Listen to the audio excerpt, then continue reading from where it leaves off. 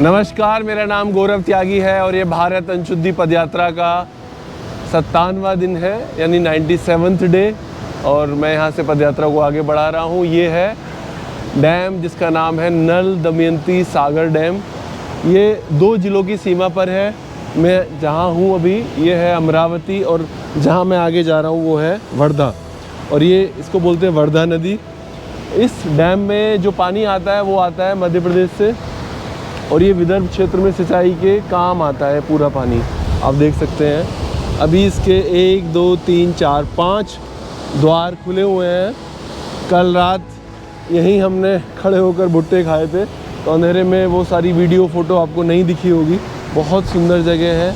अगर आप थोड़ी देर के लिए यहाँ खड़े होंगे तो एकदम तरोताज़ा आप हो ही जाएंगे पक्का। और मेरे साथ भी ऐसा ही हुआ। कल की जो थकान थी वो कुछ ही मिनटों में छूमंतर हो गई थी। अच्छा हुआ जो मैंने गांव से चलने का निर्णय लिया, हाईवे से नहीं गुजरा, क्योंकि छोटे रास्तों से होने पर गांव वालों से मिलना हो जाता है, लोगों से मिलना हो जाता है। और अगर मैं इधर से नहीं आता तो वो खुली जेल में कभी नहीं देख पाता, जहाँ पर कैदी जैविक खेती करते हैं और उस प्रोडक्ट को दूसरे लोगों तक भी पहुँचा रहे हैं। हमने वहाँ से शरीफे भी लिए, यानी सीताफल।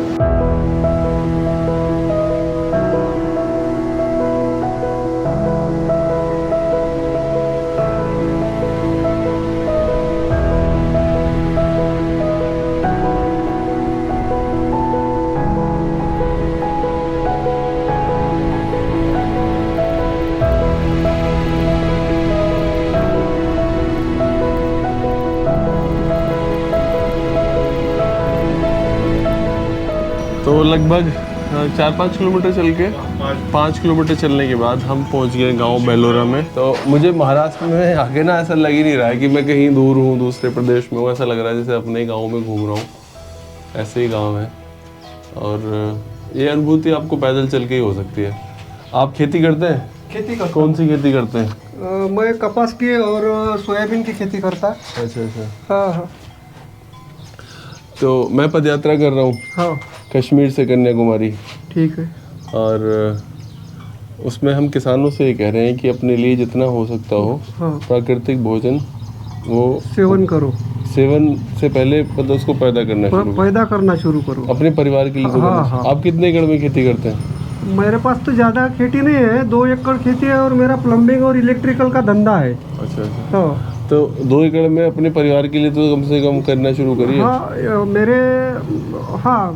मैं 2 एकड़ में मेरे परिवार के लिए, और कुछ बचा तो लोगों के लिए भी पैदा करूँगा। हाँ। तो ये तो हम कह ही रहे हैं। हाँ। तो अपने परिवार के लिए क्यों जहर वाला उगाना? नहीं, जहर वाला क्यों बीमारी आफत घर में लाना, नहीं लाते। तो आप यूरिया तो लगा ही रहे हैं?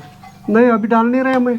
क्यों? 2 साल हो गए, वो हमारी खेती खराब हो गई वो रासायनिक खाद से। अच्छा। हाँ, तो हम वो उसको कौन सी खेती बोलते? जैविक खेती बना रहे हैं अभी। शेतकरी। आपके महाराष्ट्र में शेतकरी ना? हाँ।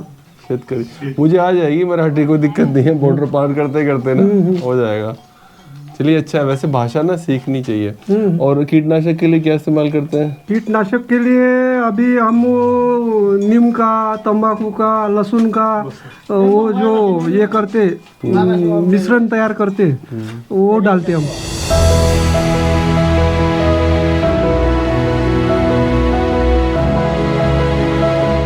आज मैं 20 किलोमीटर से ऊपर चल चुका हूँ, रुका अभी तक हूँ नहीं।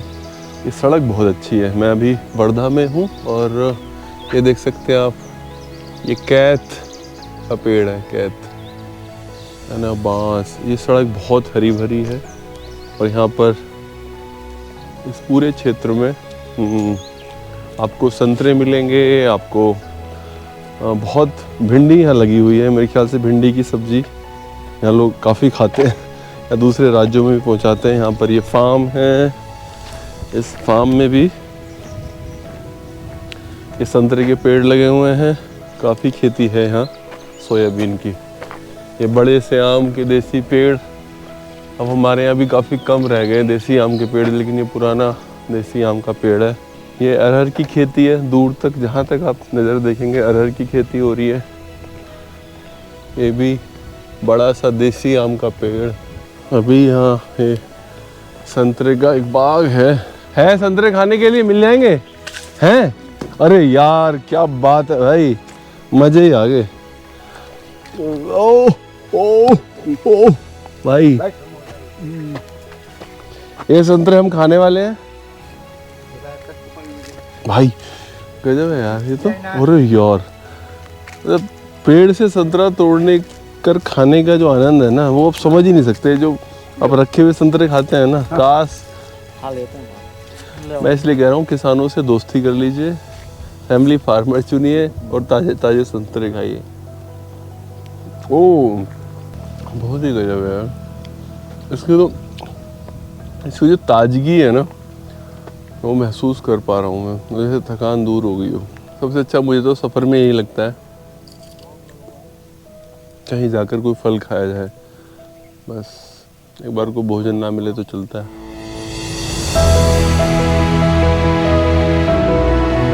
मैं बोलता हूँ ना कि किसान हैं जो सबसे ज़्यादा प्रकृति का प्रकोप झेल कर भी लगे रहते हैं अपनी मेहनत में। मैं यहाँ हूँ अभी और आगे की ओर बढ़ रहा हूँ। ये खेत देखिए, सोयाबीन का खेत है और ये पूरा खेत ख़राब हो चुका है, इसमें कुछ नहीं निकलने वाला है ना। निकलेगी कुछ थोड़ा बहुत सोयाबीन, सब पूरा खेत ख़राब है। और विदर्भ में तो बारिश होती नहीं है बहुत ज़्यादा, और इस बार बारिश ज़्यादा हो गई है तो ये पूरी जो है वो नुकसान है। देखिए यहाँ की ब्लैक सॉइल होती है, काली मिट्टी।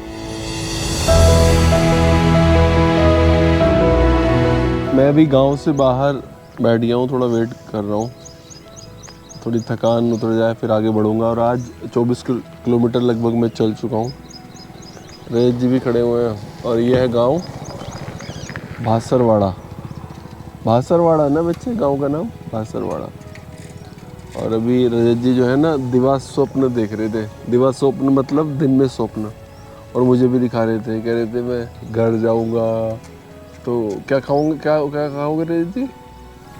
बहुत सारी लिस्ट है मेरी तो। मशरूम की सब्जी, मटर मशरूम है, पुलाव है, बहुत सारी चीज़ें हैं। मैं तो अभी घर पे कह भी रहा था चावल बचा के रखना फार्म के, खर्च मत कर देना सारे के सारे।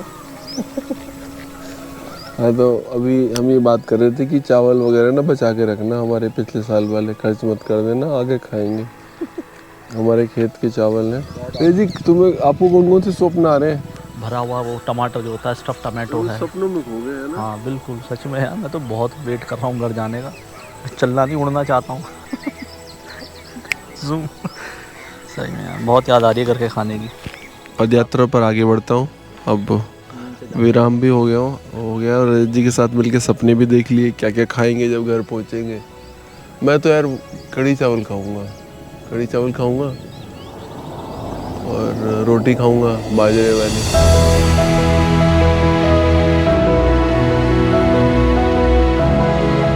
आज मैंने पूरे दिन कोशिश की ज़्यादा से ज़्यादा चलने की, क्योंकि वर्धा पहुंचना है, सेवाग्राम पहुंचना है, इसलिए मेरा ज़्यादा फोकस था चलने पर। हालांकि कुछ लोगों से भी मिलना हुआ, लेकिन फिर भी मैंने कोशिश की जितना ज़्यादा से ज़्यादा मैं चल पाऊँ। तो इसलिए लगभग 34 किलोमीटर चलकर मैं आ गया हूँ तले गाँव में। मैं यहाँ यात्रा को विराम दे रहा हूँ, कल यहीं से यात्रा को आगे आरंभ करूँगा। धन्यवाद, बाय बाय, टेक केयर, अपना ख्याल रखिएगा, खुश रहिए, शुभ रात्रि।